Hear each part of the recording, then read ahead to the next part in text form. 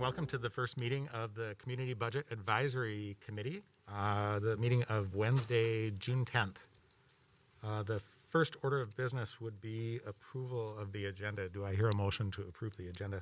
I'll move. Second.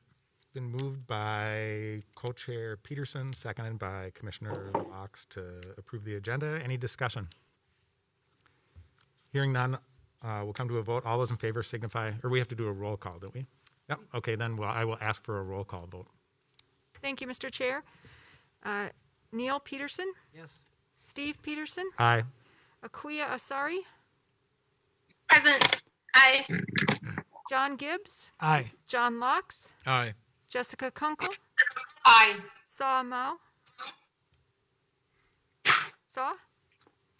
Aye. Great. Maureen Failer? Aye. And Josh Serjamaki? Aye. With all those in favor, the agenda is approved. With that, do you think we need the roll call, or do you think that's enough for the roll call? We're okay? Okay. We don't have any minutes because it's the first meeting of the commission. So we'll go to item number 4, which is organizational business, and we'll have some introductions. I think we're going to call on the mayor to start on that. Mr. Mayor?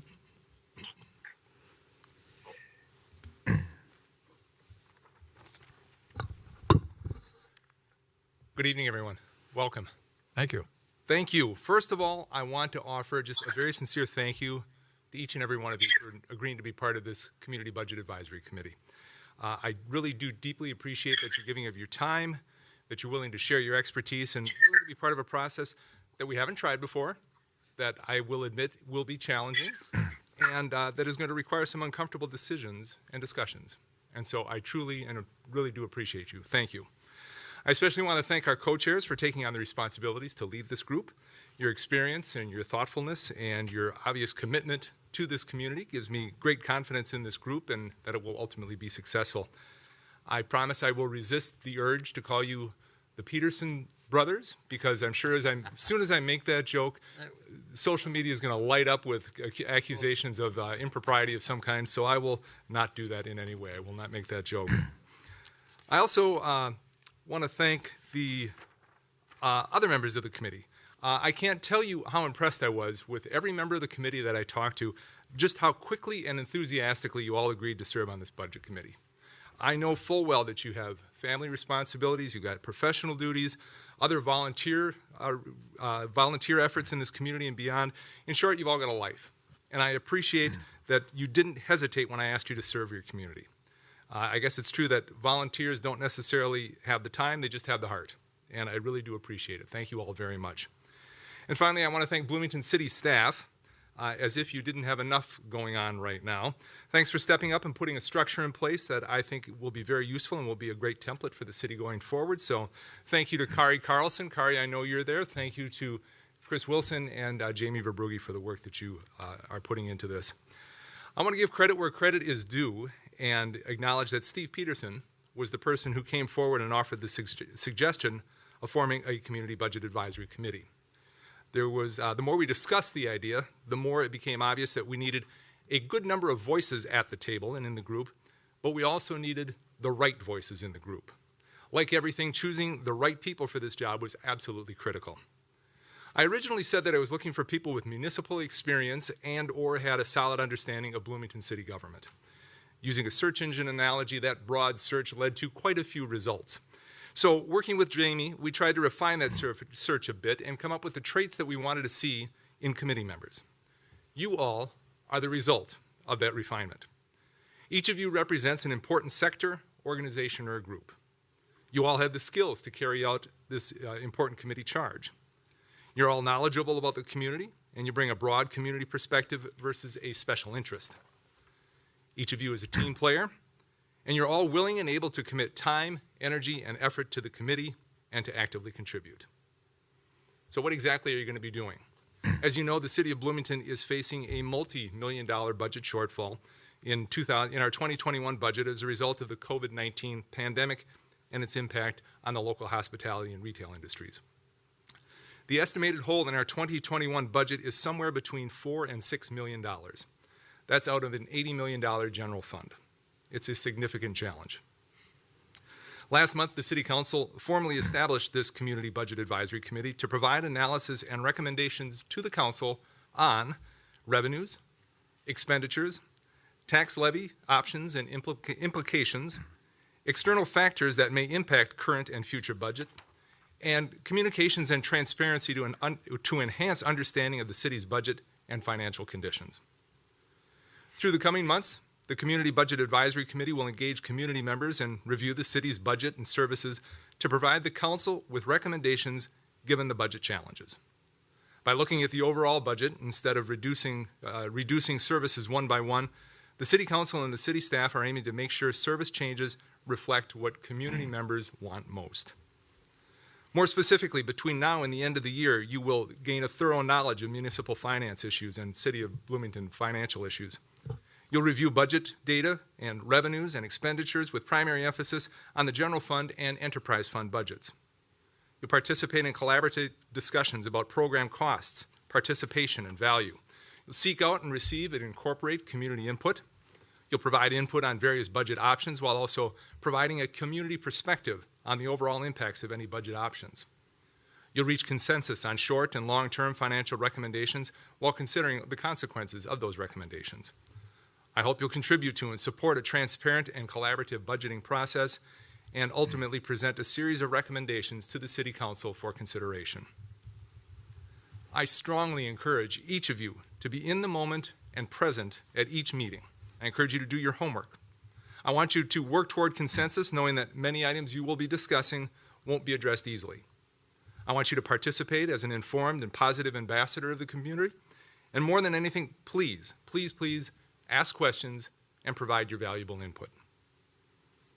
The last part of what I just said could just as easily be the charge or the instructions to any of our boards of commissions or commissions here in the City of Bloomington. Ideally, this is what we ask of any resident in an advisory role to the City Council. But given the very personal financial impact that many residents are experiencing as a result of the COVID-19 pandemic, given the scale of the financial issues the City of Bloomington is facing, given the service delivery needs and the expectations of the community, and most recently, given the intensely focused issues of racial inequality and social justice that are now at the forefront, your work here feels different. Different, but not daunting. Not at all overwhelming. I have complete trust in all of you that you will take on this responsibility with integrity, with sound judgment, with the necessary empathy. I look forward to working with you, and I look forward to where you lead this discussion to lead the City of Bloomington. Once again, thank you all very much for being part of this very important process. Thanks. Thank you, Mr. Mayor. In a moment, I'm going to call on the city manager, Jamie Verbrugge, but prior to that, I'm going to ask Chris Wilson to talk a little bit about the protocol for being called on the meeting. So, Chris, can you walk people through the hand-raising feature and how we're going to manage that? Certainly, Mr. Co-Chair. There are two features of WebEx that we want to make sure everyone is familiar with, especially those of you participating at a distance tonight. One is how to raise your hand in WebEx. So if you aren't familiar with the application, if you hover your mouse near the bottom center of your screen, you should get approximately 7 or 8 buttons or icons that appear when your mouse hovers down there. And near the middle of that is one that looks like the outline of a person's head and shoulders with 3 little lines on the shoulder. If you click on that icon or that button, a white panel should come up on the right side of your screen, listing the various participants in this meeting. So can I get a nod or a thumbs up if folks are able to see that? All right, great. And then in the very bottom right-hand corner of that white panel, you'll see a little icon that looks like a hand. And so you click on that hand in order to raise your hand in this system. And those of us here in the meeting room can see that. So if everybody would click on the hand icon really quickly.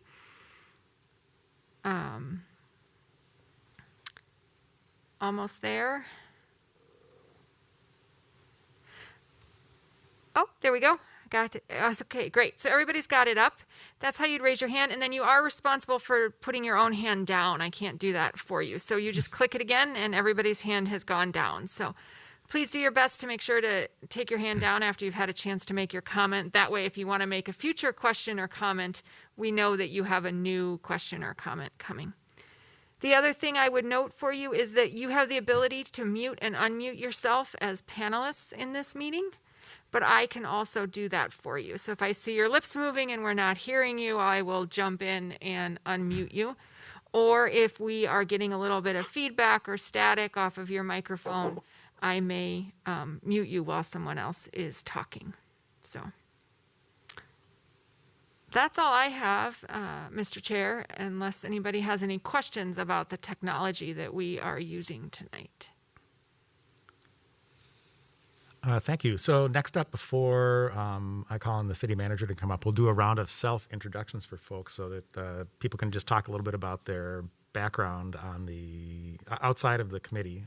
I'll start out, and then I'm going to be calling on co-chair Peterson, and then I'll be calling on the other folks in alphabetical order.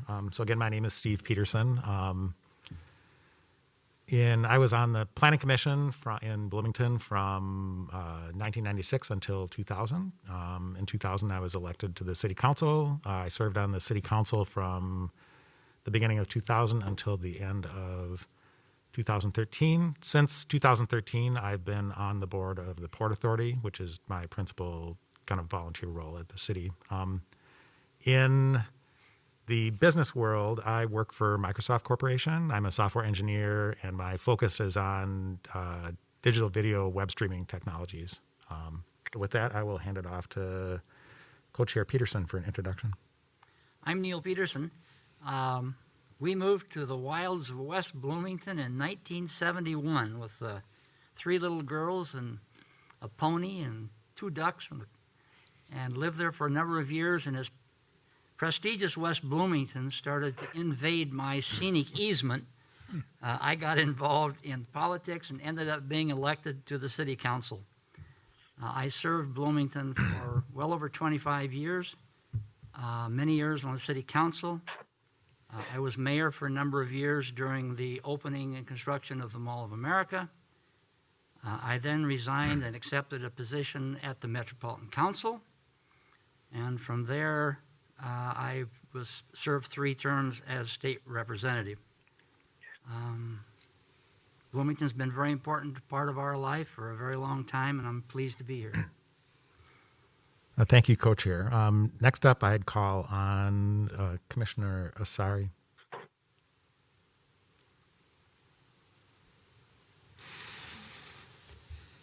Commissioner Asari, would you like to make an introduction? Yes, sorry. Okay, sorry. I wasn't sure if you were saying my name or not. Yep. Did so- I do it right? You'll have to correct me if I didn't do it right. Yep, Asari is correct. Okay. I just wasn't sure about. Sorry. Okay. So yes, my name is Akuya Asari. Hello, everybody. And we're just doing a brief introduction of ourselves, That's right? just a brief introduction. Just tell us a little bit about yourself so we get to know each person. Perfect. I've lived in Minnesota since 2013. I moved here for grad school at the Humphrey School of Public Affairs. I've lived in Bloomington for about 2.5 years now, I believe. And last year I participated in the leadership program. And so I feel like that's maybe how I came to be recommended to be a part of this advisory committee. I currently work at the Metropolitan Council as an internal auditor. And I've been at the council for about 6 years. Thank you. Next up would be Commissioner Gibbs. Thank you, Steve. Like you and Neil, I've lived in Bloomington a great long time. In fact, as I was driving up here, I was trying to think how long we'd known each other, and I realized that, Steve, you and I have known each other since I was in 5th grade and moved to Bloomington, and you live down the block. There you go. And Neil, we've known each other since I was in high school. Yep. And I am not in high school anymore. But my wife and I live in Bloomington, and with COVID, our 4 children are also living in Bloomington, one who's otherwise in New York and one who's otherwise would be in Los Angeles. So we have 4 children, 21 to 30.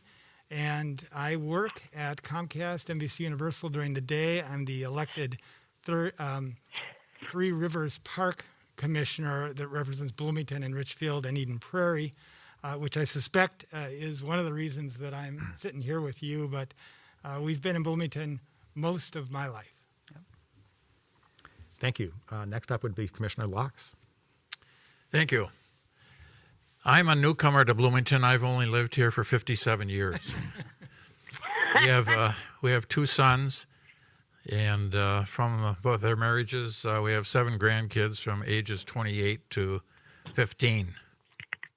And I had a couple different professional careers. I was a paper boy in Minneapolis. I worked for Red Owl stores for 10 years. And then I spent 40 years in law enforcement. Spent 27 years in Minneapolis with 6 years as chief of police there. Then moved on to the state as director of the Post Board, Peace Officer Standards and Training. Took a couple of years off, then I finished my law enforcement career with close to 6 years as being chief here in Bloomington. So I am familiar with the city. My wife and I and family love this town, and I felt very honored, privileged to be called, and I am familiar with the budgeting process. It'll be from a different viewpoint this time, but as a receiver, I know how it works. At least I know how it worked 11 years ago. So anyway, honored to be here and hope I can contribute. Thank you. Next up would be Commissioner Krunkle.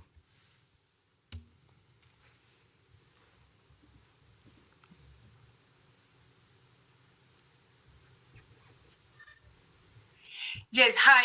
My name is Jessica Kunkel, and I'm originally from Peru. I came to the States about 26 years, and so I live in both East Bloomington and West Bloomington, and East Bloomington for 15 and probably 5 years, 6 years in West Bloomington. Now, I have 3 daughters that they went to Jefferson, and the 3 of them serve as a human rights commissioner at their time when they were in high school.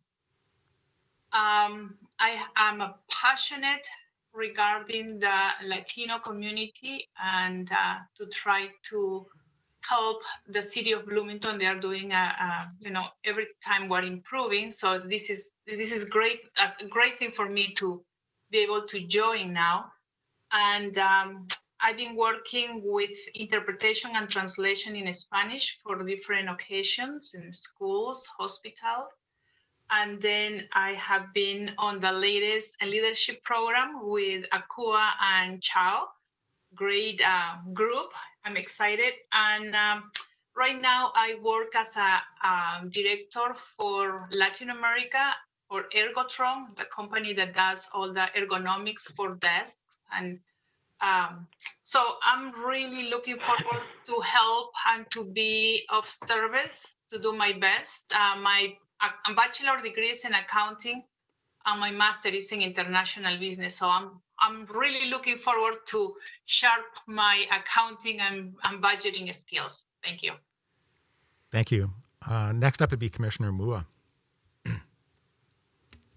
Hello, everyone. My name is Sa Mua. I will be going on 5 years living here in Bloomington, coming up here in November.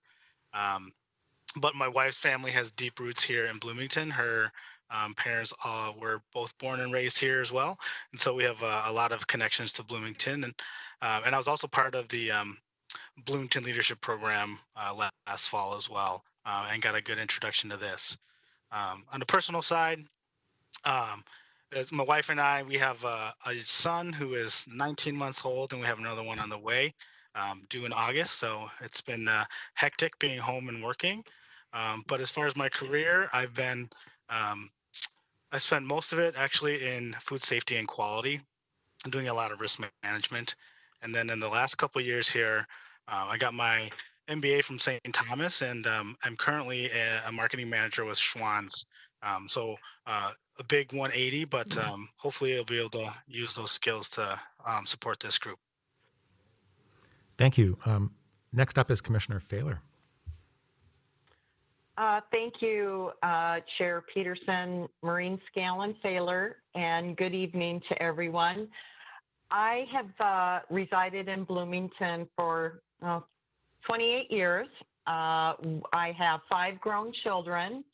My husband and I think, are on round 2 of being empty nesters. So we're enjoying that. I served as the president of the Bloomington Chamber of Commerce from October of 2008 to May of 2017. So very familiar with the city of Bloomington, the budget, and just the whole aspects of how the city is managed. I currently serve as the president of the Dakota County Regional Chamber of Commerce, and that serves several cities over in Dakota County. So it's a pleasure to serve on this commission and to be with all of you. Thank you. Thank you. Next up is Commissioner Surjamaki. Good evening, everybody. My name is Josh Surjamaki. Lived in Bloomington for about 17 years. My wife, Jody, we have 2 children. My wife, Jody, works at Health Partners here in Bloomington and in the eye clinic. We have one child at Oak Grove Middle School, another at Kennedy High School. For 20 plus years, I served as a congressional staffer, the last 10 years as chief of staff to then Congressman Tim Walz. I wrapped up my federal service a little bit after he became governor. Did a lot of traveling out back and forth to DC and across southern Minnesota that last 10 years. I now serve in the Walz administration in strategic planning post at the Minnesota Department of Corrections, working on their long-term strategy after the murder of Officer Gom. I'm currently on deployment to the State Emergency Operations Center, working through some of the COVID testing strategies for next year. My interest here is I've been very heavily involved with the youth in Bloomington and kids and athletics. Served, was a past president of the Bloomington Amateur Hockey Association, which was a Kennedy, Jefferson, and girls youth programs, and had a chance to work with a number of the other youth organizations here in Bloomington. So I'll just share this one thought. Budgets are moral documents, and where we invest demonstrates our values. And so I come to this from a family perspective, from a young person perspective, and quality of life for all who live here in Bloomington. So it's an honor to be asked, and look forward to learning a ton. Thank you. So I think just one comment here, and then I'll call on the city manager to come up. When the mayor came and asked me to participate as the chair of this committee, I said I would do it, but I insisted if I was going to participate that he work hard to put together a group of people that represented the community and had really strong background in the subject matter. And I think if you listen to the experiences of the folks that are on the commission, I really think he did a really good job of rounding up a group of people who represent a wide range of voices in the community, but also have the background to allow them to kind of hit the ground running in a conversation like this. The city budget's not a simple document. When I've talked to new city council members about participating, I always tell them that I think it takes about 2 years to get their feet wet on the budget. Mm-hmm. And having a group like this that already has background in finance and accounting, background in kind of public sector budgeting, I think that's a really good set of background to have the sorts of difficult conversations that we're going to end up having. So I want to echo what the mayor said about, and thank you on behalf of me and co-chair Peterson for participating in the commission. So at this point, if the city manager wants to come up, I'll call on him next. Thank you, co-chairs Peterson.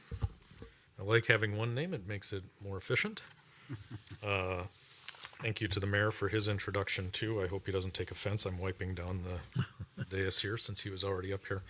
Before I get into my presentation, I think it's good for the committee to learn the staff that you're going to be working with closely. So Chris Wilson's our assistant city manager. If maybe Chris wants to provide a quick background, and we'll do the same with Kari Carlson, and then I'll jump into my presentation.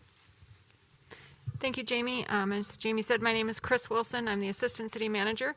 I have been in that role for about 2.5 years. And for the 2 years prior to that, I was the Human Resources Director here. So I've been at the city about 4.5 years total. In my current job, I continue to work heavily in our human resources area with our So things related to personnel costs, wages, benefits, union contracts are right up my alley. I also oversee our city clerk's office currently, and am a member of our budget committee and a variety of other things. So prior to coming to the city of Bloomington, I spent 10 years working for the city of Shakopee in similar roles. So I have about 15 years of local government experience here in Minnesota. So looking forward to working with the group. And then our budget manager is Kari Carlson. She is on the WebEx tonight, and you'll hear more from Kari very shortly, but maybe Kari can introduce herself as well. Yes, hello, I'm Kari Carlson, the budget manager, and I have been working at the city of Bloomington for about 12 years. I started off as an accountant, and then I was the assistant finance manager, and for the last year and a half, I have been the budget manager. And I'm also a Bloomington resident, live in Bloomington. And prior to coming to the city of Bloomington, I worked at Cargill for 10 years in finance and accounting. So I'm looking forward to working with all of you. Thank you. Thanks, Kari. One other staff person not on the meeting, but will be providing a lot of administrative support, is Brianna Eicheldinger in our finance department. So she will be the one preparing the agenda materials, sending information out to the committee, and will be a point of contact for you as well. So again, for those on the committee who I don't know as well, I'm very fortunate to know many of you quite well, and thank you for your service to the community, and thank you for saying yes to this. I would echo the mayor that this is, I think, a pretty significant undertaking, and you should each know that we are grateful for your willingness to step forward.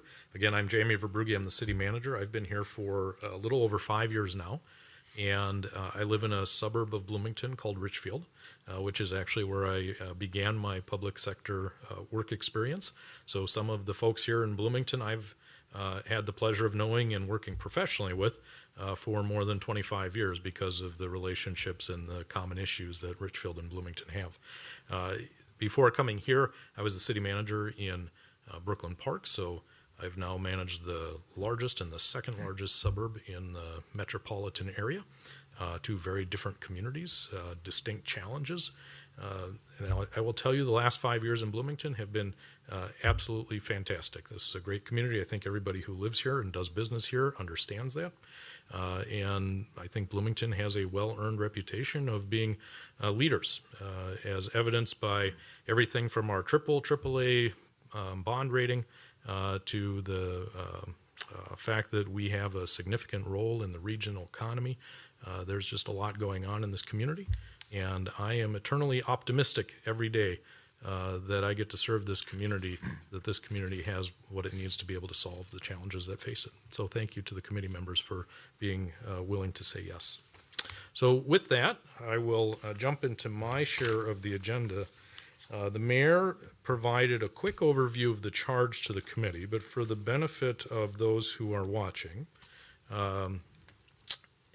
and for the committee itself, when we start projects here at the city, and we have a working group that's going to be together for a while, we have a team charter that we put together so that it is very clear from the get-go what the scope of their work is going to be, what the expectations are for how they're going to work together, and there's a common understanding. So what I thought I'd do here tonight is lay out what I would say is the draft charter for the team, and I would like the committee members to chew on it a little bit, and then we'll come back either next week or the week after based on any feedback that you might have, and we'll put a refined document in front of you that everybody can give a thumbs up to, that this represents your understanding of the charge before you and your commitment to following through on what the charter says.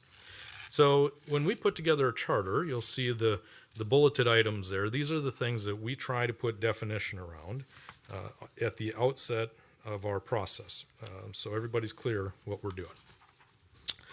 When we talk about the scope of work, if you want to go to the next slide there, Chris. Thank you. For this committee, the charge is most specifically focused on the 2021 budget.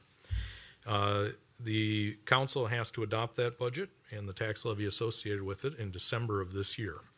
However, for the last number of years, the council has adopted a 2-year budget. The second year of the 2-year budget is always advisory. So what we don't want to be doing is just setting a 1-year budget without understanding the consequences of the following years for those budget decisions that we're making. This year, I would suggest that we do the same thing, especially considering that we have a number of external influences on our budget, some of which we may not know how they are going to play out a year from now. So to say that we're adopting a 1-year budget and then we'll deal with the consequences later, I think is not doing ourselves or the community a good service. And so what we want to do is focus on what that second year impact is going to be. And there are some really good reasons for it. One is the first year that we're looking at, 2021, is really focused on a reduction in revenues that we know is coming. And we'll get into that a little bit more when Kari goes through her presentation. But in the second year, what we're going to see are some tax-based valuation changes that are going to have an impact on the community as well.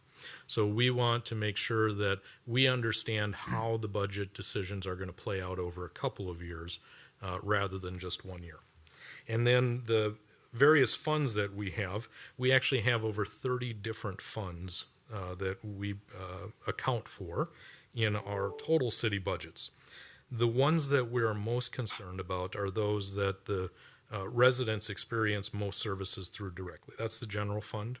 Our enterprise funds are the things like the golf course, arts center, the ice garden. Those are all enterprise funds that are set up. We have internal service funds, and those are actually direct feeders into our general fund. And Kari, again, will explain all of these funds for you. We do have a number of other funds that we will get into, but they're less significant because of the way that they relate to how residents purchase or consume their services.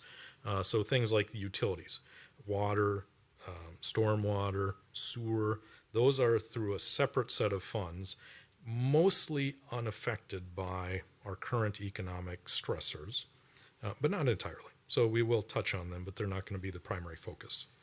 And then the scope of the work in terms of recommendations is that we want the committee to talk about the tax levy philosophy that the council should be considering when they're making their decisions, the levels of service to residents and businesses and visitors in our community, and then some conversation about capital investment as well, because obviously capital purchases and capital projects are a significant driver in the budget as well.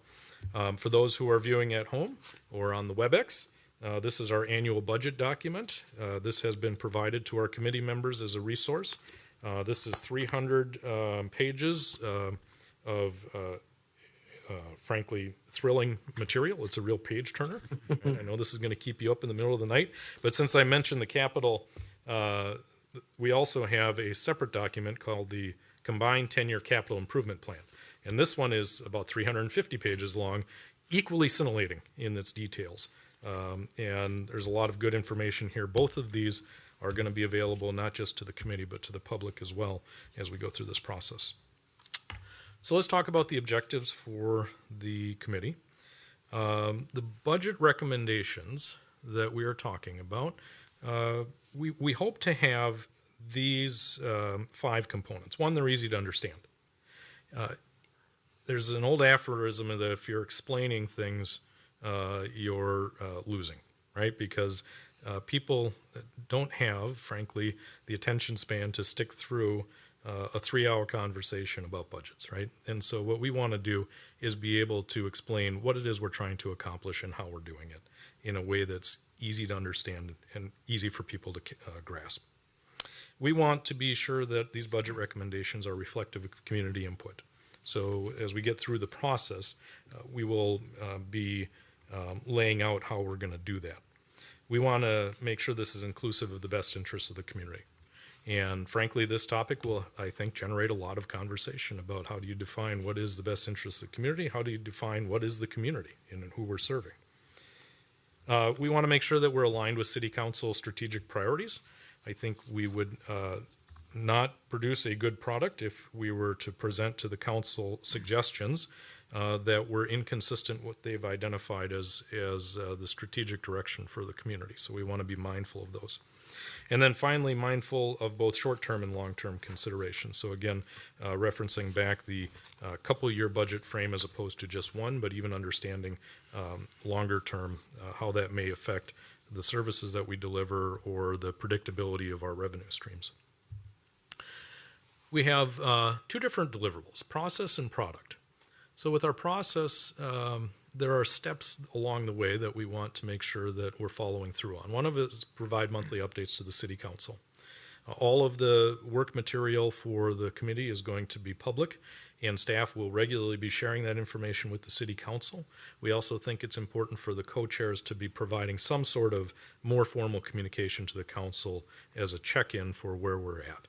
So we'll work with the co-chairs and the other committee members to make sure we're doing that. Another important deliverable in the process is community engagement. And so at the very least, we have envisioned two times within the next 5 to 6 months where we'd like to go out to the community and invite feedback into the process. And then the third is that we have two recommendation timeframes for the committee to the council. First, at the beginning of September, every year as part of the budget process, the City Council has to adopt a preliminary levy.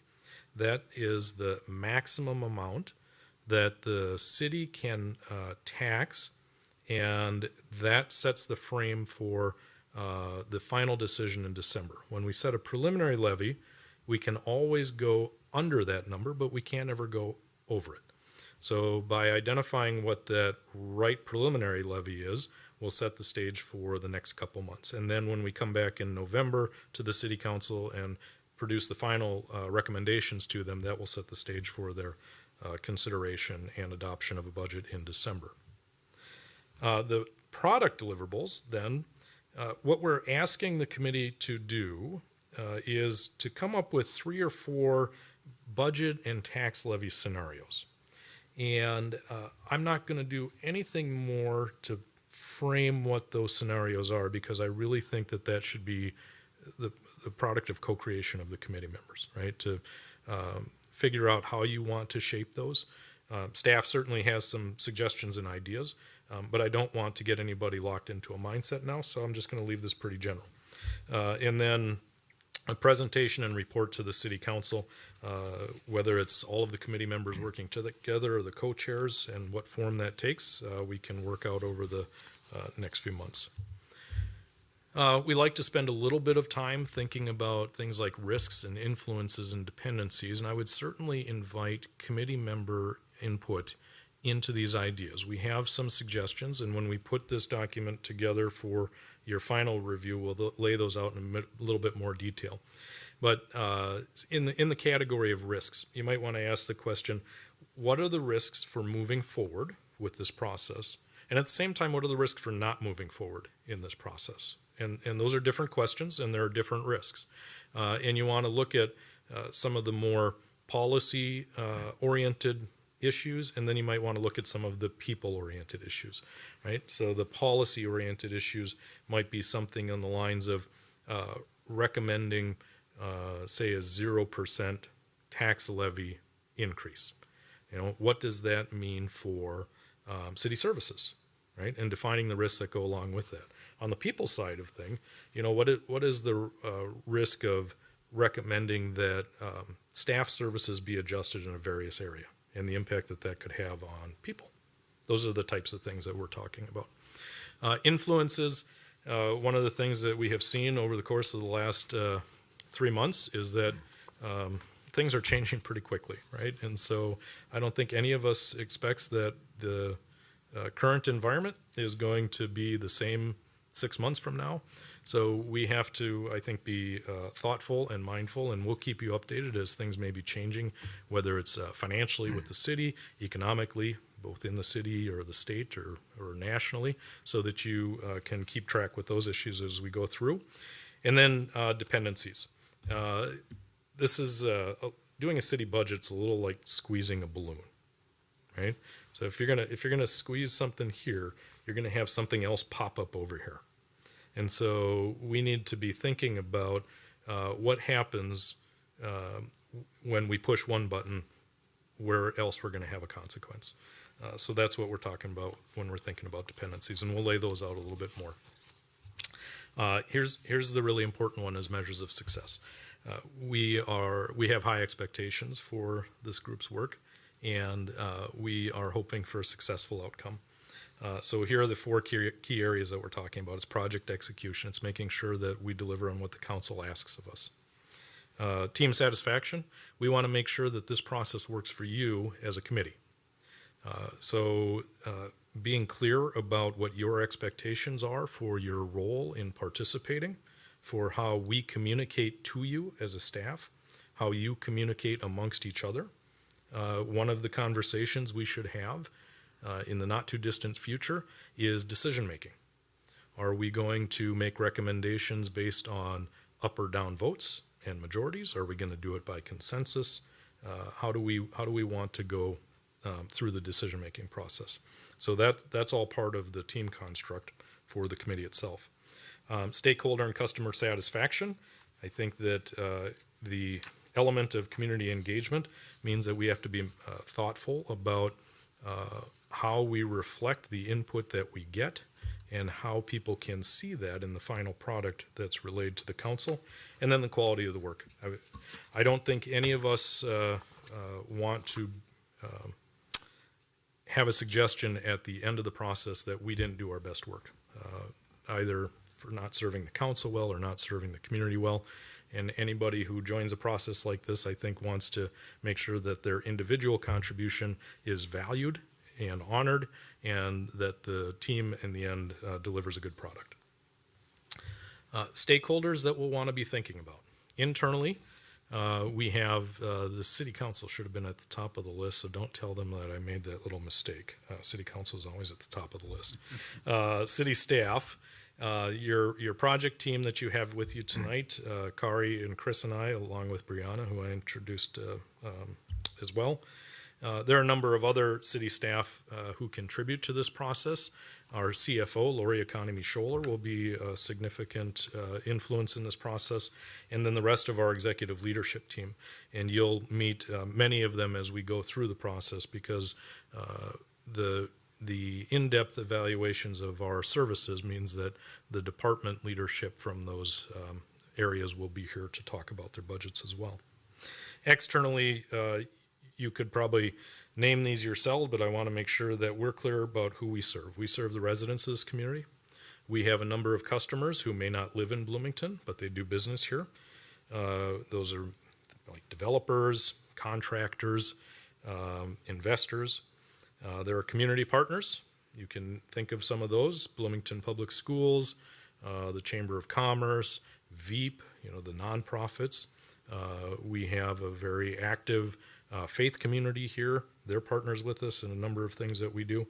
So understanding how the decisions that we are recommending will influence the partners in our community, the business community, and then property owners and taxpayers generally, because ultimately they're the ones who are going to bear the burden of the recommendations. And then the timeline. So we have an ambitious time frame here to do a lot of work.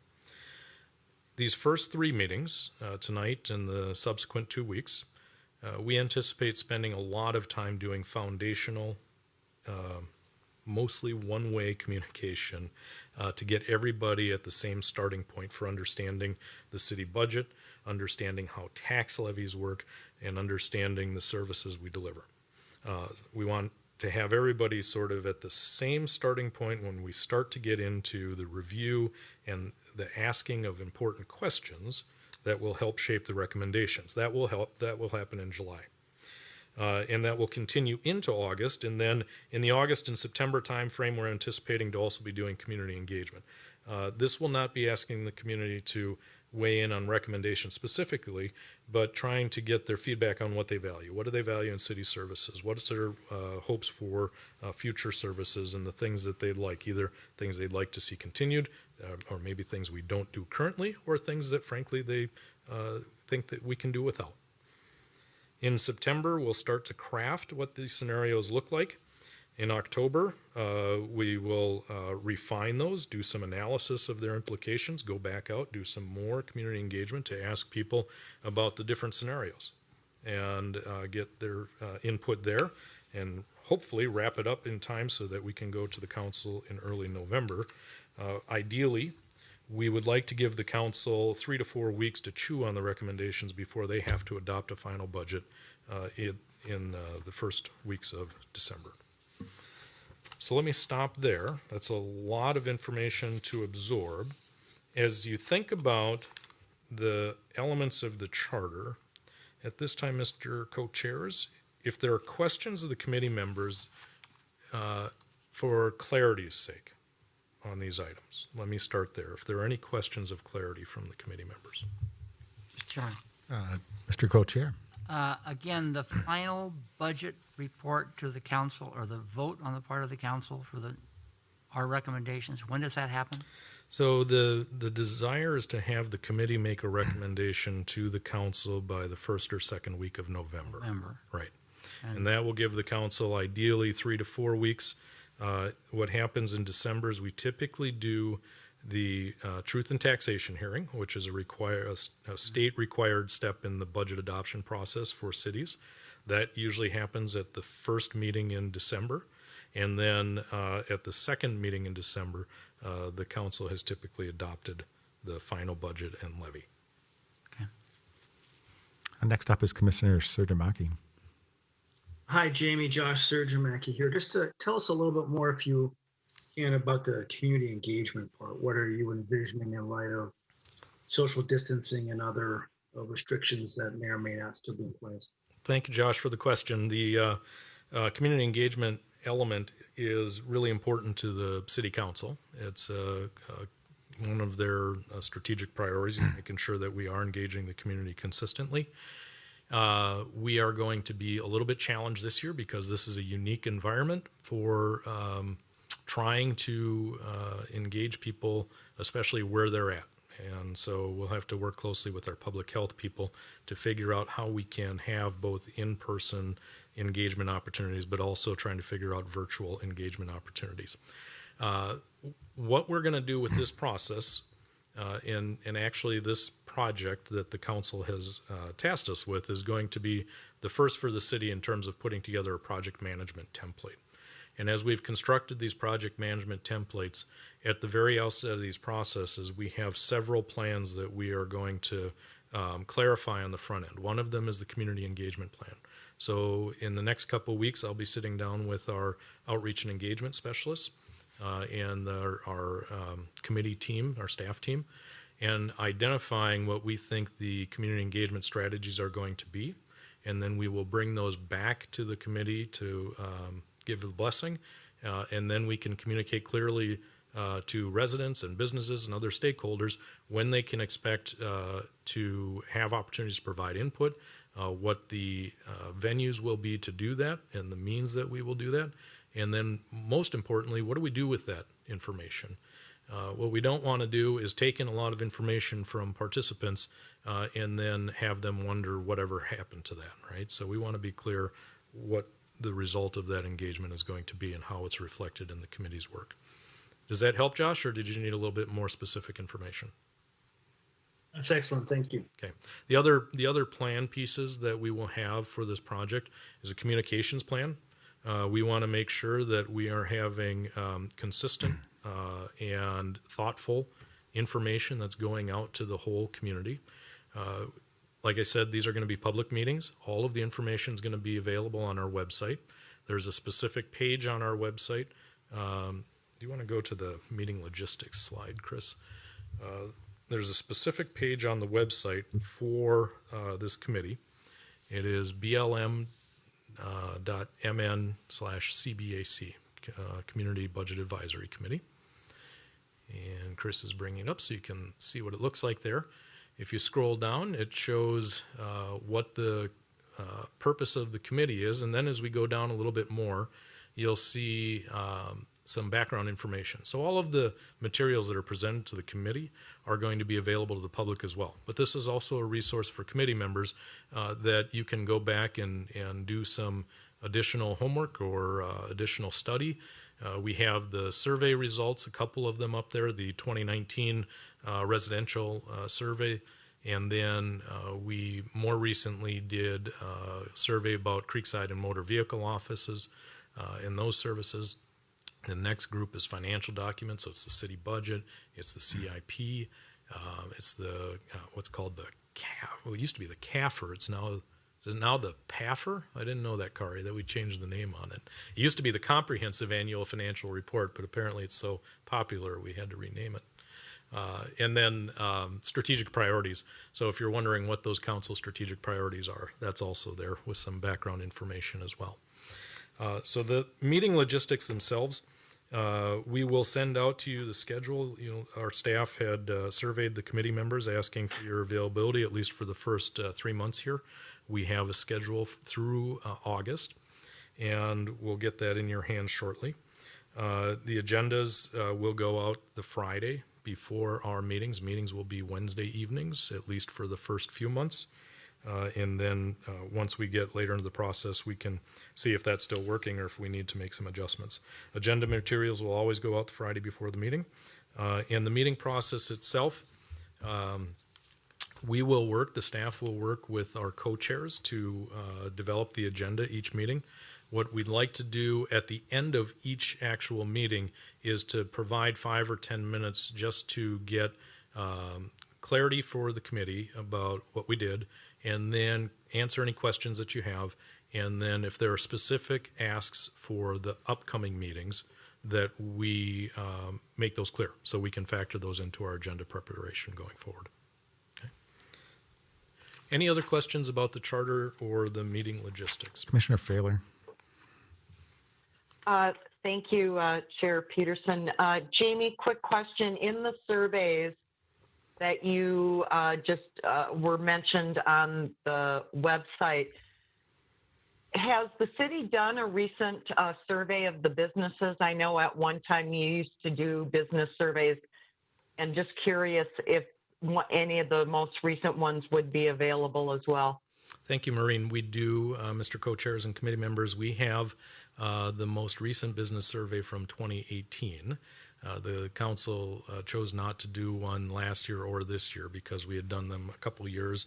We weren't getting, one, a lot of deviation in the responses, but two, not a lot of participation either. So we want to make sure that those are more targeted and try to drive a little more participation when we are doing them. Maureen, we will add those to our resources on the website so you can see the 2018 survey results. Thank you. Mm-hmm. Thank you. Any other questions? Commissioner Gibbs. Mr. Chair, Jamie, thank you. That outline was terrific, so very clear, and I appreciate it. I just have one question. I know that there's some statutory obligations that local governments follow in terms of preliminary levy dates and hearings and is there a corollary city council process in the development of this budget that's parallel or in similar time frame moving along, or where does this fit into that? Thank you, Mr. Chairs and Mr. Gibbs and committee members. There is. We haven't actually defined what the budget process for the council is going to be. We had it conceptually laid out early in the year until we came up with the idea for the committee here. We spend a lot of time talking about the budget, usually starting in June and then all the way through December with the council.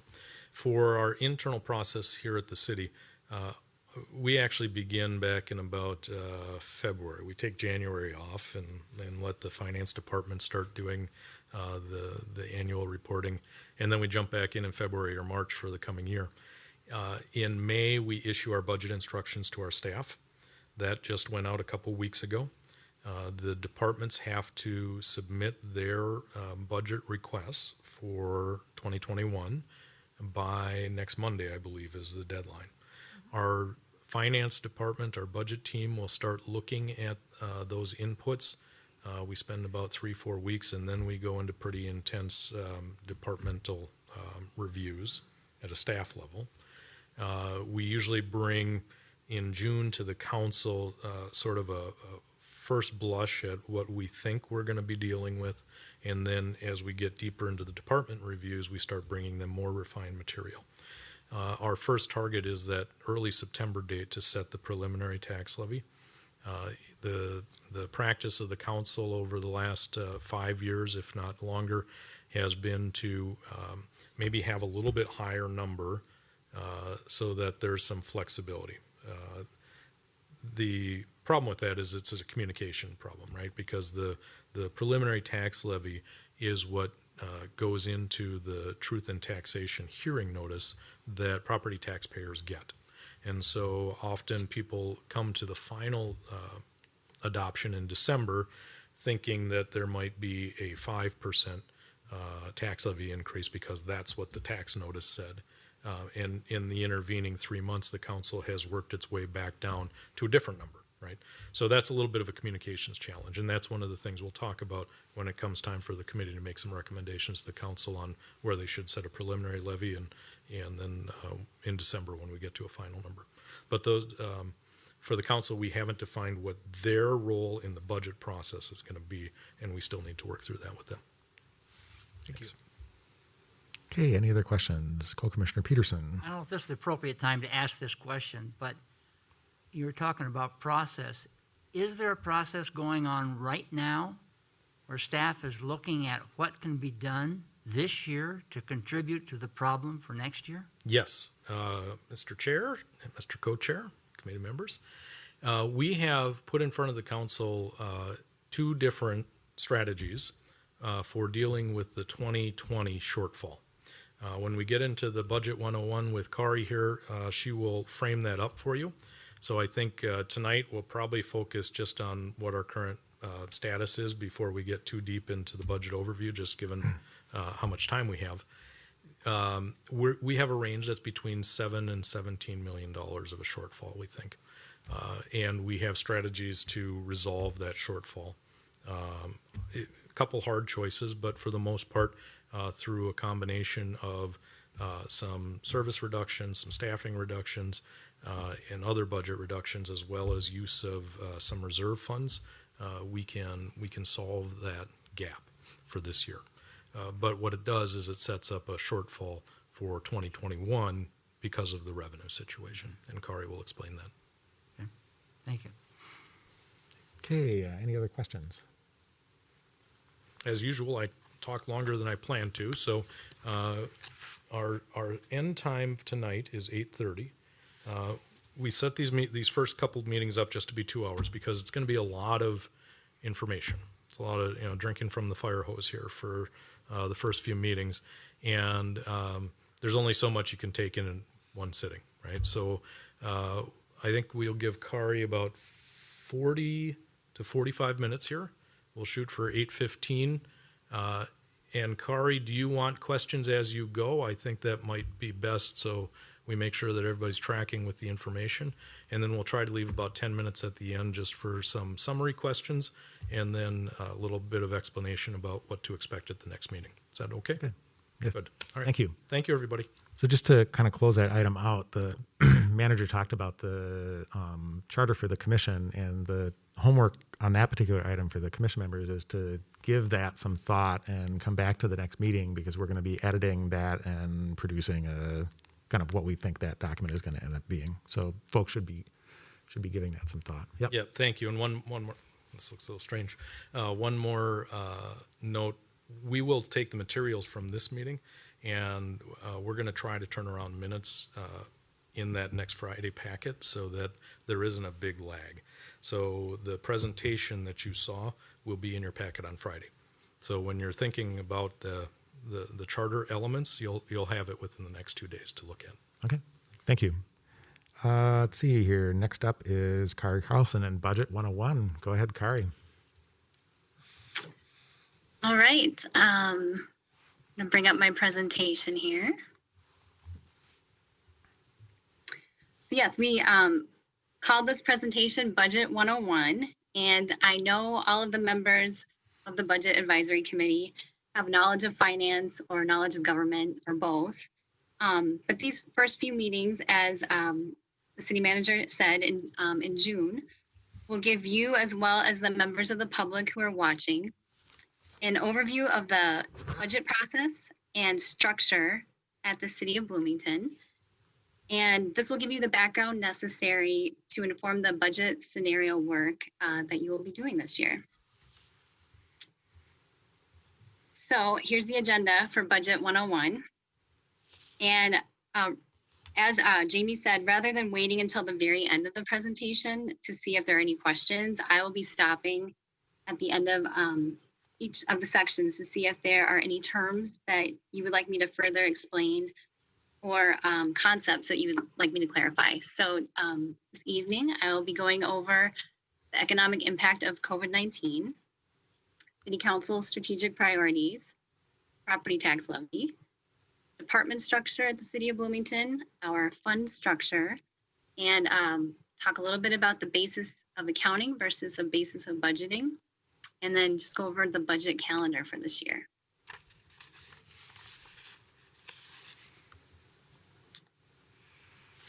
So I will start with one of the main reasons that this committee was appointed by the council, the economic and budget impact due to the COVID-19 pandemic. So the City of Bloomington has and will continue to experience significant revenue loss in 2020 due to the business closures and social distancing guidelines and general economic disruption. The magnitude of the impact to the city's general fund operating budget is estimated to be between 7 million and 17 million of a shortfall out of the total annual budget, general fund budget of $80 million. The loss of 2020 revenue can be viewed in two groups: unrecoverable and deferred. Unrecoverable revenues are those that will be lost due to the lack of business and leisure activity that generates taxes, or the loss of program income from canceled programs. This category includes our local admission taxes, lodging taxes, and program fees. Whereas the other group, deferred revenue, those are the late or delinquent property tax payments that we are expecting. These deferred revenues will eventually be collected, although we don't know for certain if the collection of these delinquent property taxes will be months or years down the road. So the worst case $17 million shortfall for 2020 includes lost lodging and admission tax of approximately $9 million for this year, and then reduced permits, licenses, programs, and fines revenue of approximately $2 million, and potentially delinquent property tax payments of $6 million. And our current 2021 projections do not include these delinquent 2020 taxes as deferred revenue coming into 2021. It's one of the dynamic aspects of budgeting for 21 that we will not know until later in the year. So our initial strategies that we came up with for reducing some of this immediate in 2020, the $17 million shortfall include service reductions of 2.9 million, also some deferred capital spending, and utilizing some of the general fund's reserves. Fortunately, in 2019, we did have a very good year, so that has helped for this year. And then additional options that we brought to the City Council to address a worst case scenario include transferring the reserve set aside for the Bloomington pool vessel replacement that is scheduled for 2026. And instead of using our reserves, issuing debt for that instead. Drawing down a portion of our employees' compensated absences fund reserve, and utilizing a portion of the strategic priorities fund reserve that I have laid out on the slide. So these are all solutions to address what we're looking at as a worst case scenario for ending 2020. But they don't solve for any future year deficits that we're expecting. This only addresses the 2020 budget shortfalls.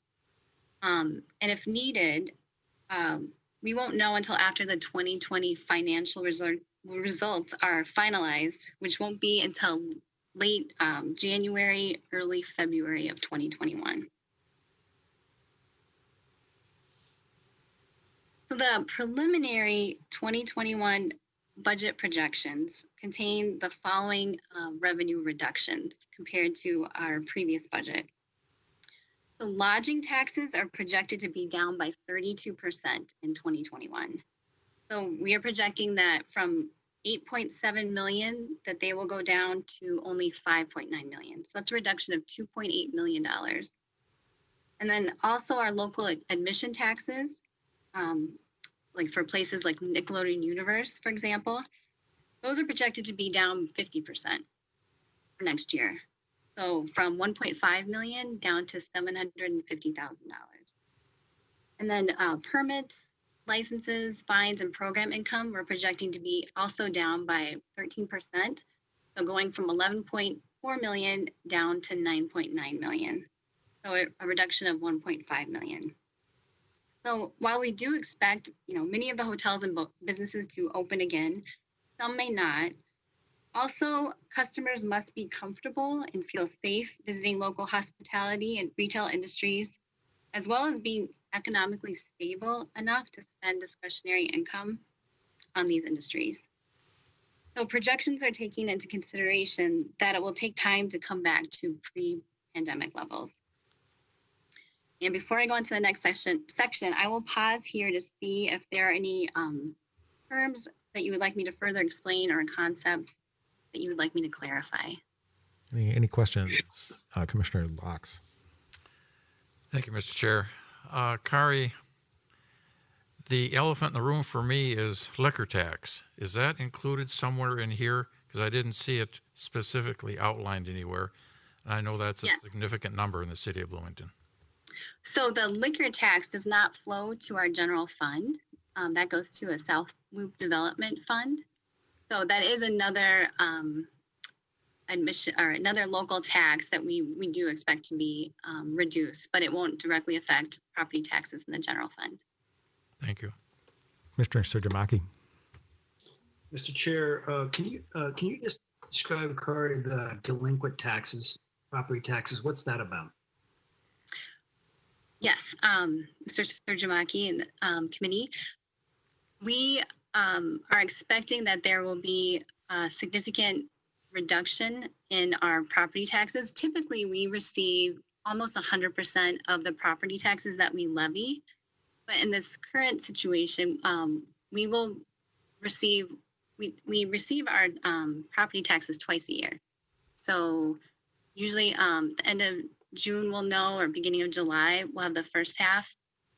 And then we will receive the second half at the end of the year, December.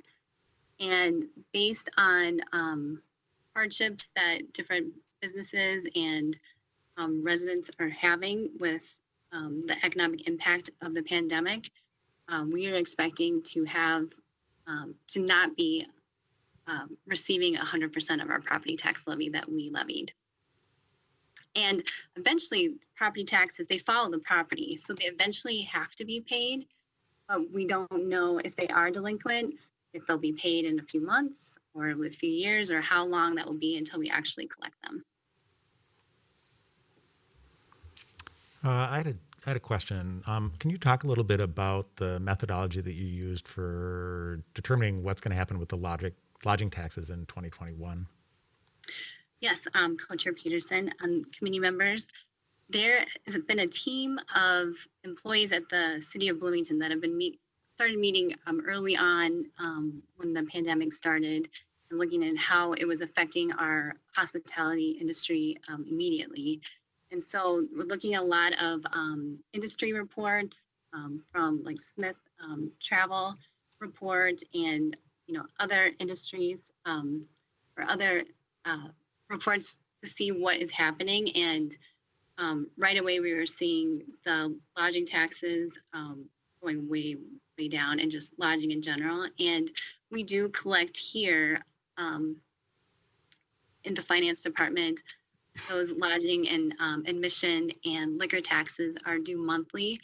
And we saw as they were coming in that they drastically stopped. And so basically just meeting and seeing what the latest information that we have out in the industry. Thank you. Commissioner Mua would be next. Hi, thank you, Mr. Chair. Kari, that was part of my question too. Is this is very preliminary, and as things continue to change very rapidly, do we have any plans to do a another revision and take a look at these projections to see if they will continue to hold true throughout the rest of this year for 2020 and moving into 2021? Hi. Yes, thank you, Mr. Mao and committee members. Yes, that's a very good question, and these numbers are definitely going to change. As we get further into the year, we'll know more what's happening in the industry and have better projections. So as right now, we are looking at projections the most conservatively. If if things improve or if we have other information, that will we will be giving that to you at all of our meetings. Okay, thank you. Why don't we go on to the next section? Okay.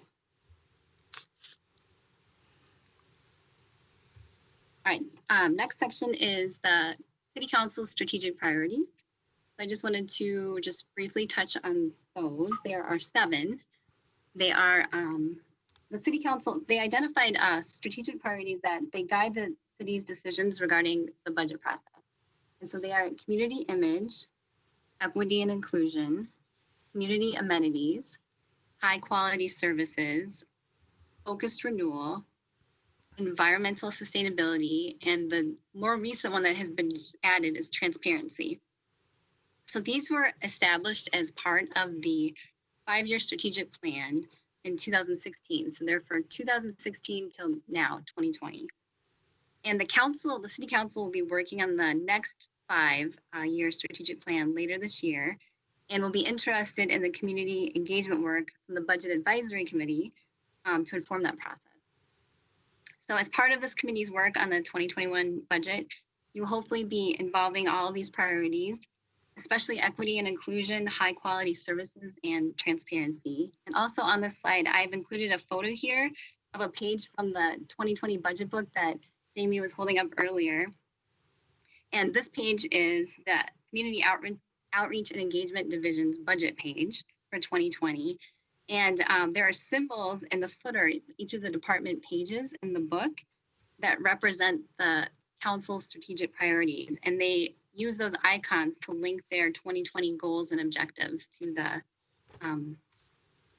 strategic priorities. So before I move on to the next section's property tax levy, is there any questions about the strategic priorities? Okay, I'm gonna move on. Okay, this is a fun one. So property tax levy.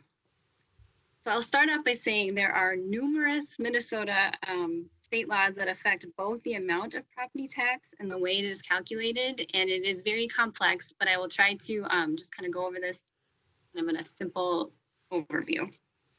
And there will be more discussions about this coming up, and we will have later this month our city assessor, Matt Gershmill, will be going into this deeper.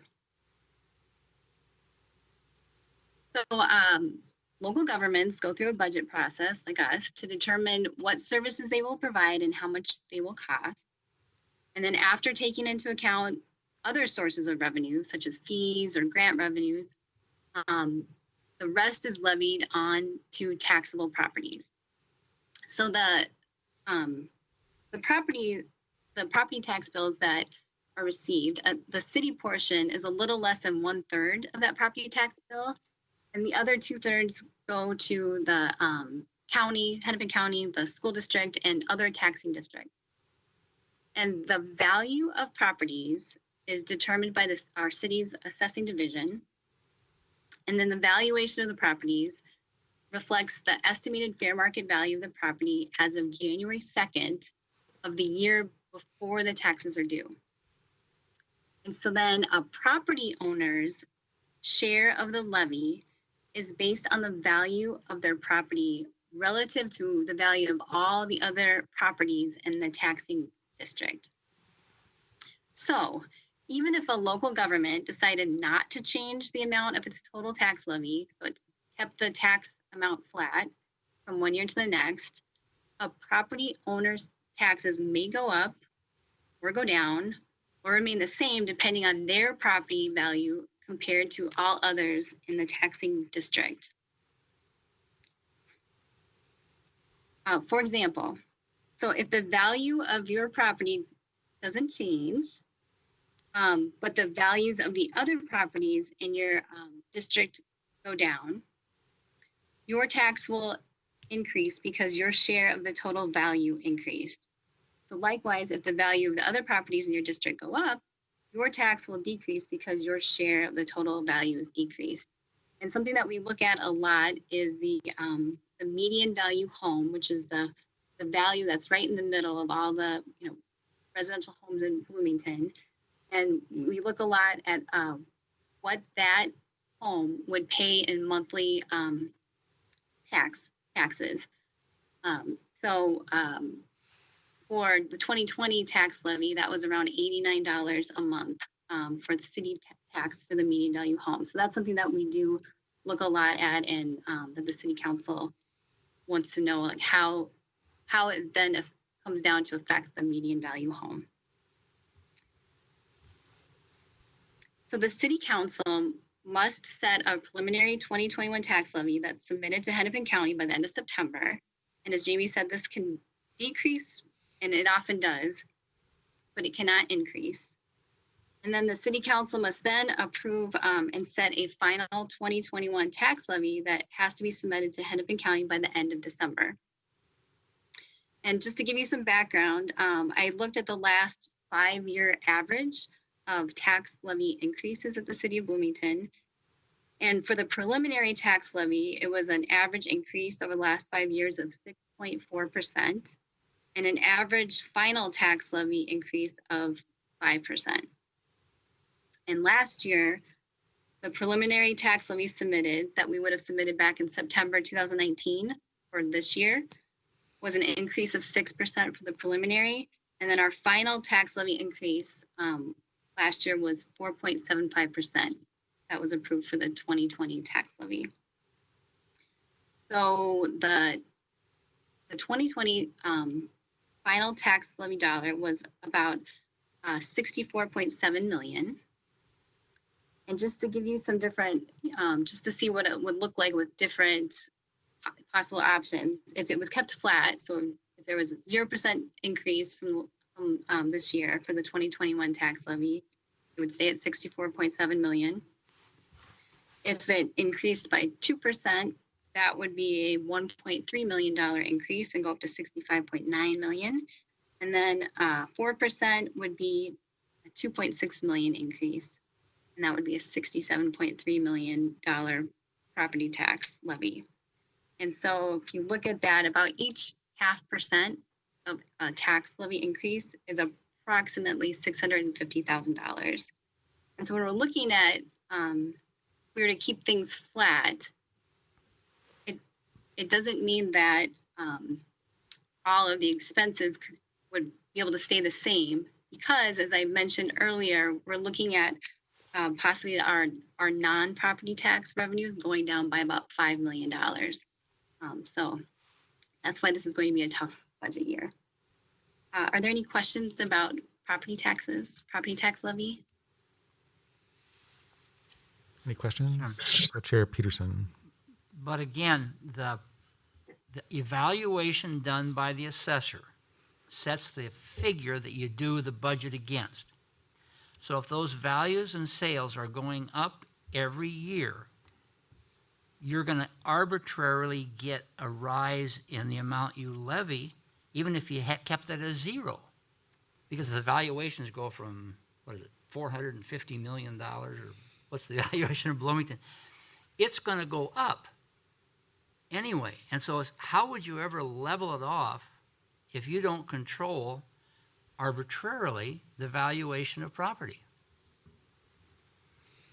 So, Chair Peterson and committee members, we set a tax levy amount. So, for example, it was, the $64.7 million that was levied for 2020, and that is the only amount that we can receive. The tax valuation is used to determine how much of that is paid by all of the tax property owners in Bloomington. Okay. That makes sense. Okay. Other questions? So there's one thing I want to point out, and it kind of calls back to a comment that the mayor made. And if you could go back to the slide that shows the kind of timing of the valuation, the thing I want to point out around around a timing problem that we have and why we need to think about both 21 and 22 is around how assessing ends up happening. So if you look at that fourth bullet where it says the value of the properties is determined on January 2nd, what that means is that this coming January, the valuation that's set there, that doesn't affect taxes in 2021. That affects kind of how the taxes are allocated in 2022, okay? So if you, for example, if you look at and think about what the pandemic is doing to the value of hotels and the value of retail properties in the city, that impact will get reflected in the valuation that occurs this coming January. And that will affect the proportion of taxes that hotels and retail take versus commercial properties and residential properties for the tax collection in 2022. And so when I was talking to the mayor about the timing of this, I suggested that we needed to think about both 21 and 22, because we're not going to see the impact of value changes that clearly are going on right now. A hotel is clearly not worth as much now as it was on January 2nd of this year. It's just manifestly obvious to anybody. That change isn't gonna show up in how taxes get spread out until the 2022 collection. And so that's an important subtlety to the property tax system in Minnesota. That's not something we decide here at the city. That's something that occurs everywhere in the state that we need to keep in mind as we're making decisions. That we won't even really know what that impact is in 2022 until we get to the point of having done the valuations on properties. We'll have a pretty good handle on it, but we won't know for sure until that valuation occurs at that point. I see Commissioner Surjamaki with his hand up. Mr. Chair, quick question. Can you just describe what is the taxing district? Is that just from my curiosity?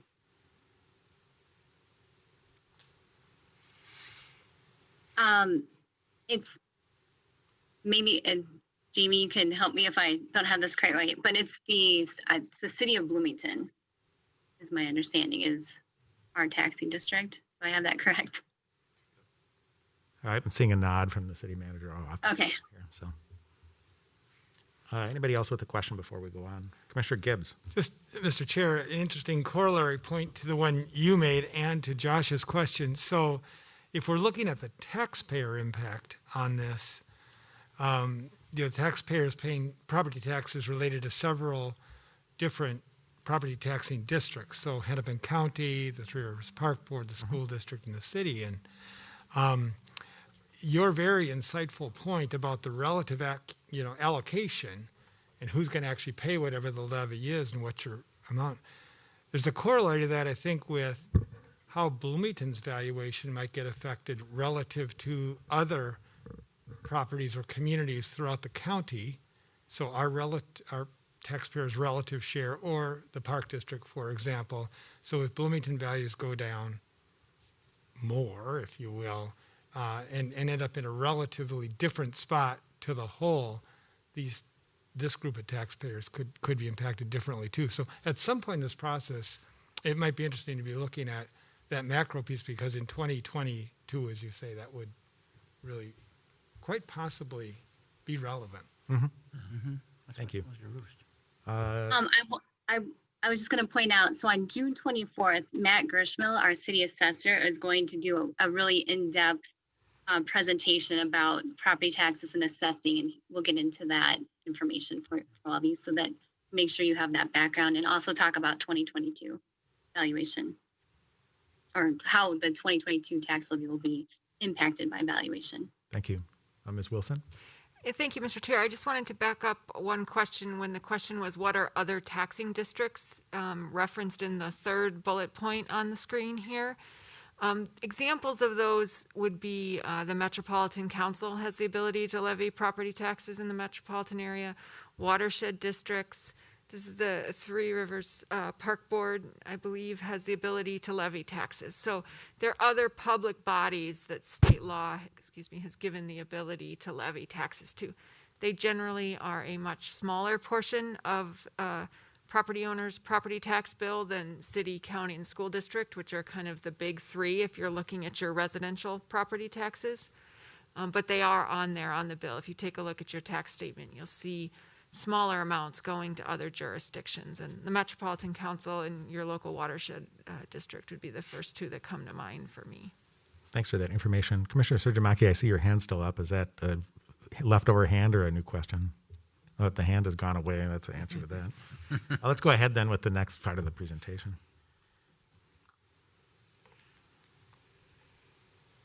Okay, so just quickly wanted just to talk about the departments at the City of Bloomington.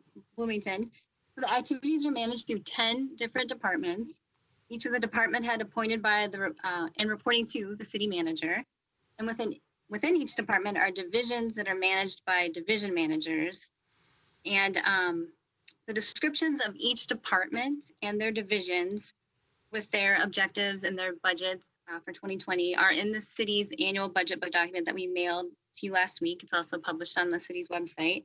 But just to go over quickly, the 10 departments are administration, community development, community services, finance department, fire department, our IT department, legal, parks and recreation, police department, and public works.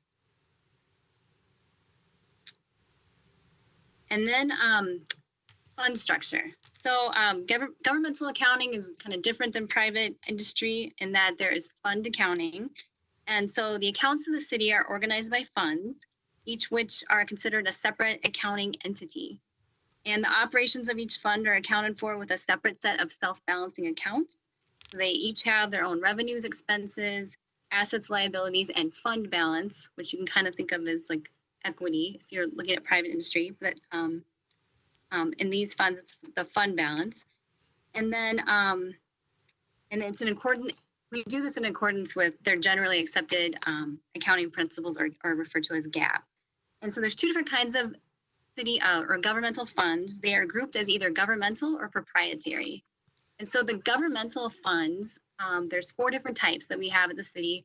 The general fund, which is, there's just one. It's the biggest fund that we have. It's the basic operating fund of the city.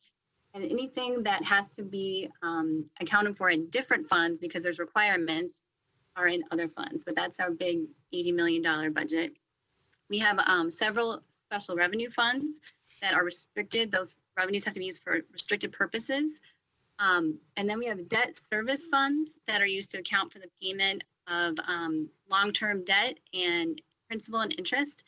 Those are not part of this annual budgeting process that we'll be looking at. We'll talk about those. When bond sales are done, those are brought separately to the city council for approval. So they're outside of this process. Same with the capital funds. They are used for financial resources. They're often related to bond issuances as well, or sometimes there's some state aid funding with those. But capital funds are not included in the annual budget process. The council separately approves those large projects. And then we also have a separate capital improvement plan document. That's just the plan for capital long-term for construction projects, and that's brought individually as well. And then the other type of fund, so those are the governmental funds. There's 2 the proprietary funds. These are more, the accounting is more similar to how you would in a private industry.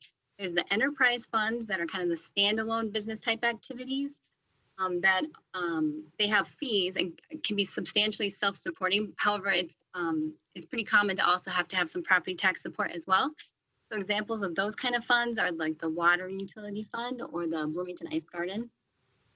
And then internal service funds, those are the funds that support all of the other funds. So the internal service fund revenue is actually just coming from other, like the general fund and some of the other funds. So they charge out to benefiting departments, and then they use those funds to receive to pay for the services they provide.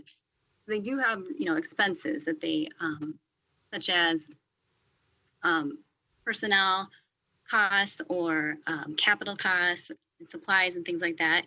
They allow departmental budgets to more accurately reflect the true cost of providing a public service.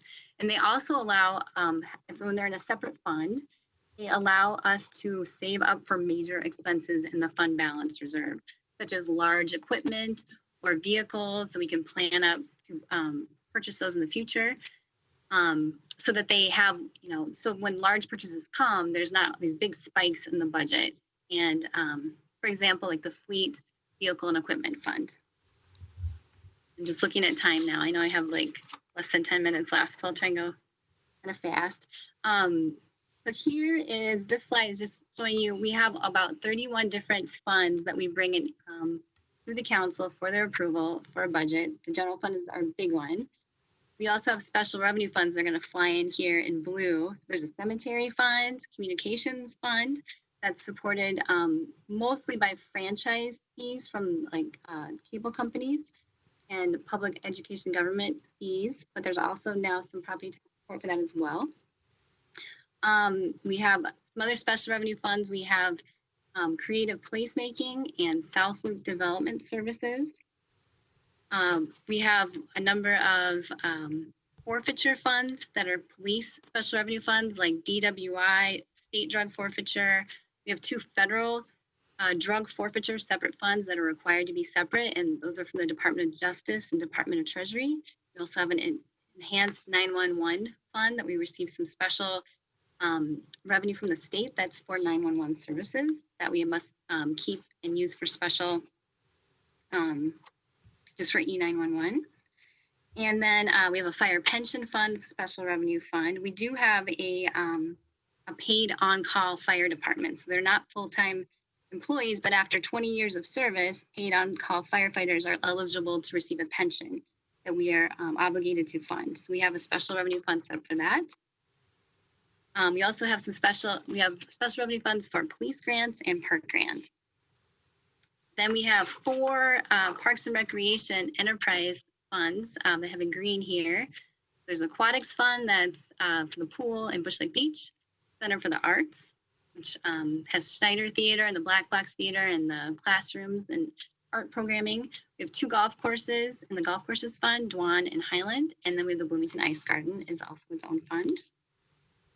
And we have the Motor Vehicle Fund.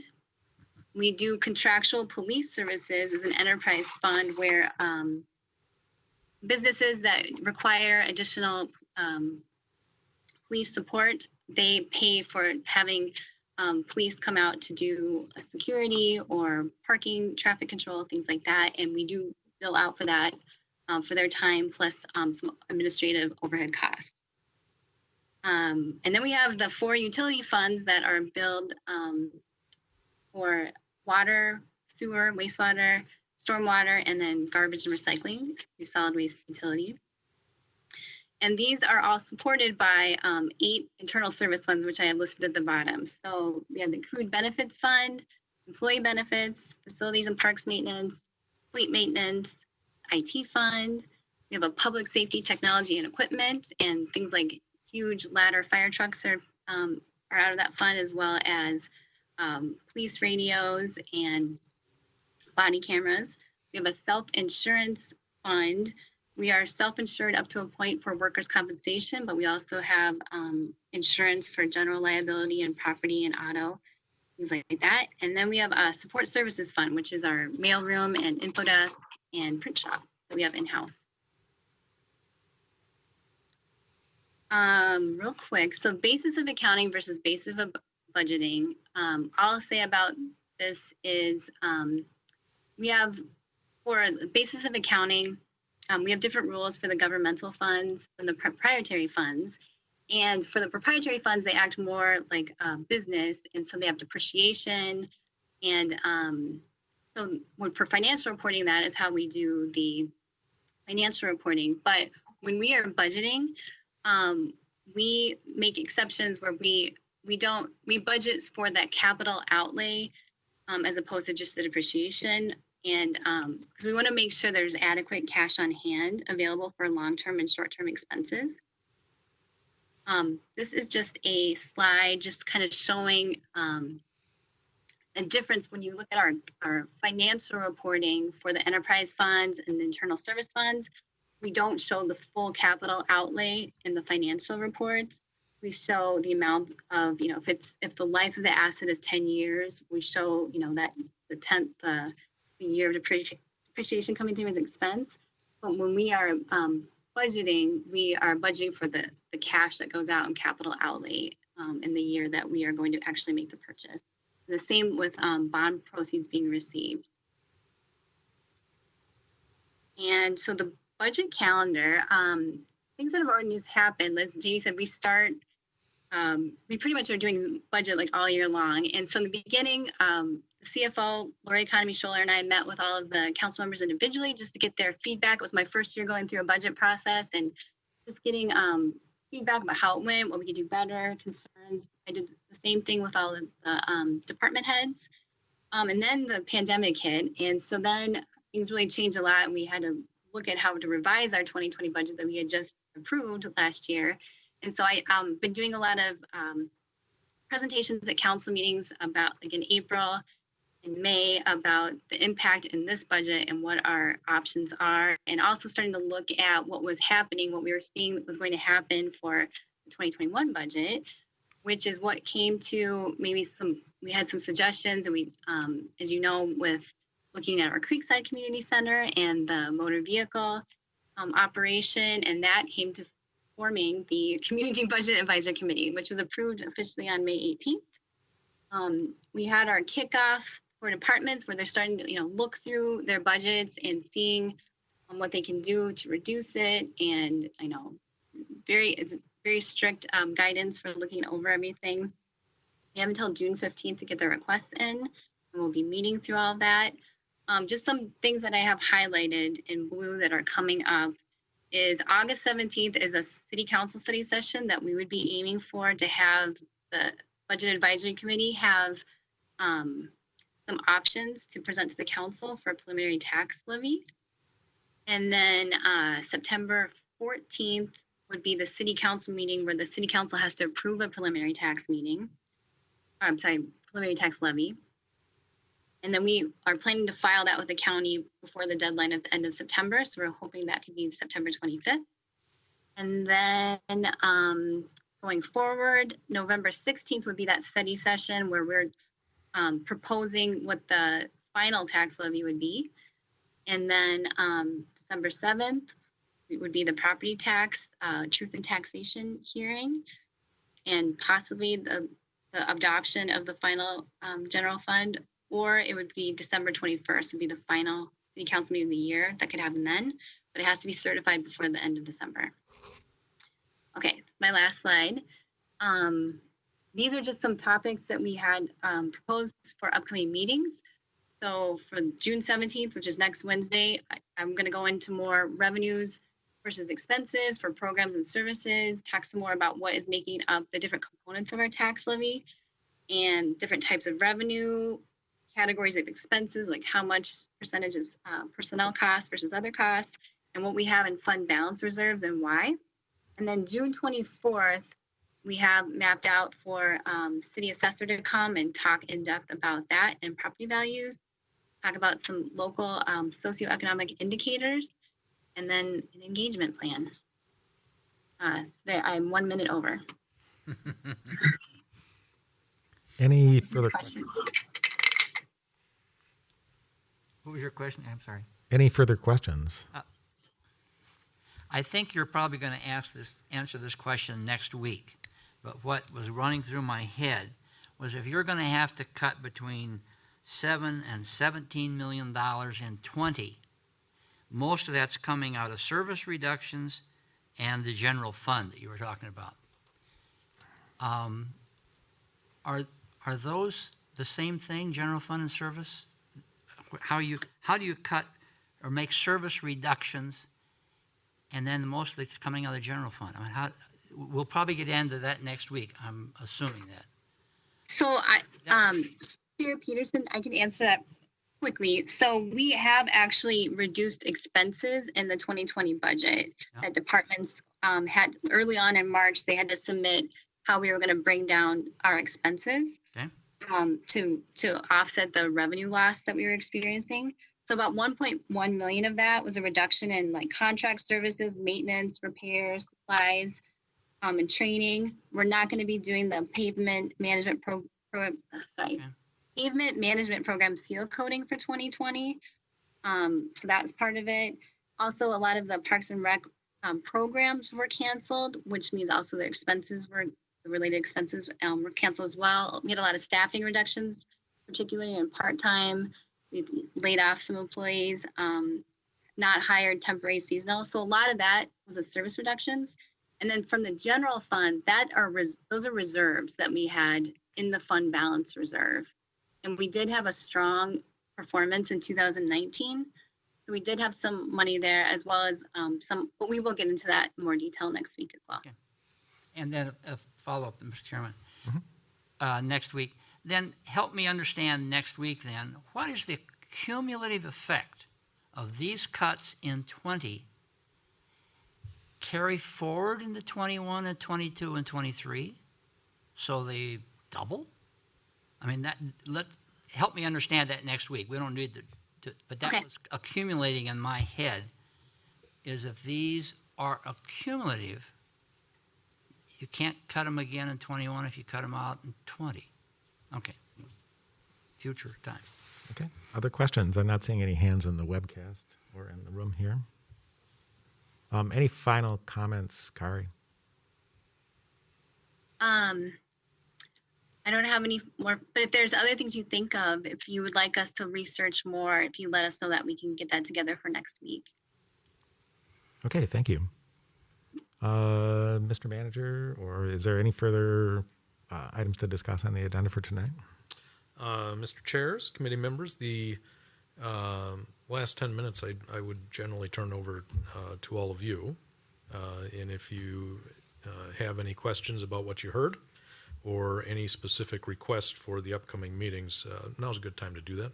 I think one of the things we often do, if there aren't any questions that are jumping to mind, is when we facilitate conversations around here, we tend to have a little bit of a reflective conversation. So sometimes for staff, it's helpful for us to know from the committee members, generally, as you heard this information, what 3 to 5 words would you use to describe this?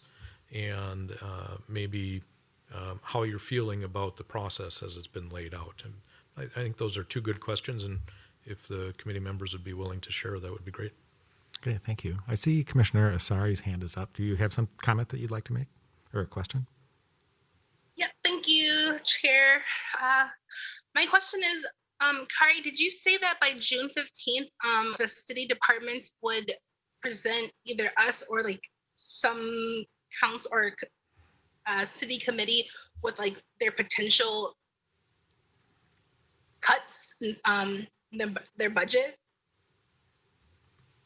Yes, so sorry, and committee members. So their budget lockout for submitting their initial request is June 15th, but then we have 2 to 3 weeks. We have different finance employees, accounting employees as part of our budget team are going to go through that in detail and analyze those and work with the departments. So we have some kind of internal working time to go through all of these budgets and also then share those with the city manager and assistant city manager, CFO.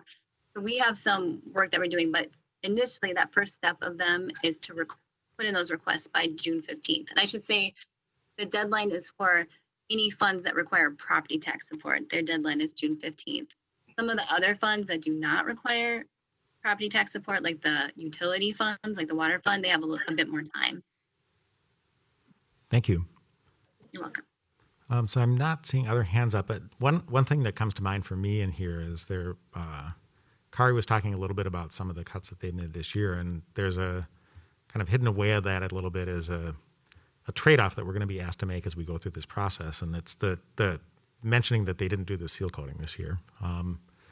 And one of the most expensive things that the city owns is the street system in the city, and like the roof on your house, you probably can string it out for another year to get things going, but there gets to be to the point where saving money by not maintaining your roof ends up costing you more money. And so one of the difficulties that we have is there will be tempting expenditures that we can cut in the short run that we could use to kind of deal with the situation in the next couple of years, but they may not, in the commission's perspective, be the right long-term decision for the city. And so that's going to be a very difficult trade-off, because there may be some things that you look at that and you say, why are you spending that money? And the answer is because it's the right thing to do in the long run to do that. Or it may be that we just have to accept that impact and we decide to do it. But I wanted to point that out because kind of latent in what Kari was talking about was one of those sorts of trade-offs. Skipping the seal coating for 1 year, probably not a problem. Skipping it for 5 years, probably a big problem. So any other comments or reflections on what we've heard so far tonight? Anybody else? Okay, I'm not hearing anybody else or seeing any more hands. So with that, thank you, Kari, for your presentation, and we'll look forward to seeing those next two presentations. So just a couple housekeeping things before we adjourn for tonight. So as the manager mentioned, you'll be getting agenda materials on the Friday before the commission meets. My expectation is that if you have questions about the materials, that you work through the staff directly to ask those questions as you get the materials. I'd recommend setting a little bit of time aside on the weekend to ask those questions and send in emails to the staff to ask those questions. And the reason for that is it'll facilitate our process if you get those questions answered before the meeting. If you wait to the meeting, oftentimes the staff has to go back and do research, and it causes kind of a lag of a week to be able to get the information that we might need to make a decision. And so I want to encourage you to do the reading homework up front and to either email the staff, call the staff on the phone, and let them know what the questions are that you have. And I also will say that there's no question that's too dumb or too stupid for this sort of thing. All of us who are involved in this started out knowing nothing at some point. When I was elected to the council in the end of 1999, I knew nothing about this process and had to learn it from scratch. And so the best way to learn is to ask questions and be engaged. And so my personal expectation is that you'll have that level of commitment and be out getting the information you need in order to participate and be up to speed on things. And I know the staff wants to hear those questions and answer them before the meeting. So any other questions before we adjourn for tonight? Mr. Chair. Commissioner Locks. Just a logistical question. You're going to make things available to us on Friday. What exactly does that mean? Is it dropped in the mailbox and I get it Monday, or do I get it on Friday, or would you help me answer that? Mr. Chairs, committee members, Commissioner Locks, we load it into our agenda management system online, so it'll be on there by the end of the business day on Friday. So it's accessible through the internet. If there's a desire to have hard copy, we can accommodate that. I recognize that some of this stuff maybe isn't the easiest to work through on a computer screen, and some people, I'm one of them, are just prefer to work through things on paper, and I understand that. So if it is your preference to have a hard copy, why don't you let us know that, and we'll make sure that we're getting things actually in your hand instead of on a screen. Okay, thank you. Any other questions? I'm not seeing any other questions, so seeing that there's no further items on the agenda, we are adjourned. Thank you. Thank you.